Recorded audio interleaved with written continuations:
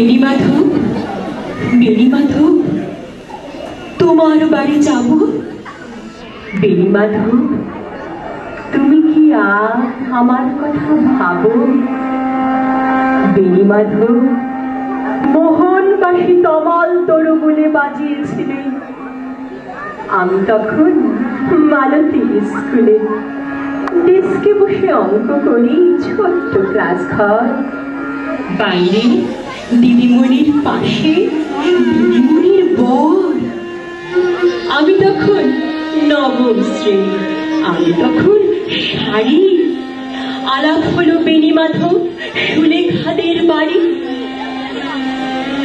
বেণীমাধব, বেণীমাধব, লেখাপড়ায় ভালো। শহর থেকে বেড়াতে এলে আমার রং কালো। তোমায় দেখে এক দৌড়ে পালিয়ে গেছি ঘরে। বেণীমাধব, আমার বাবা দোকানে কাজ করে। কুঞ্জে অলিগঞ্জে তবু ফুটেছে মঞ্জরি।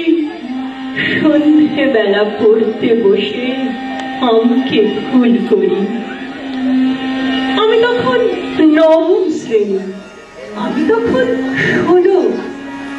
ব্রিজের ধারে বেণীমাধব লুকিয়ে দেখা হলো।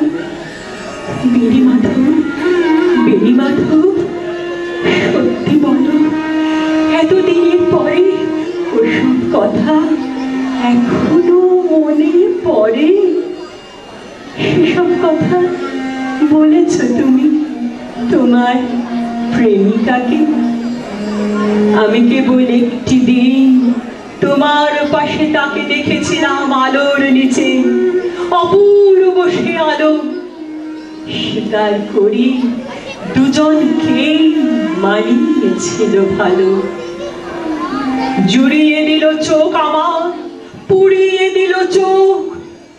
বাড়িতে এসে বলেছিলাম ওদের ভালো হোক।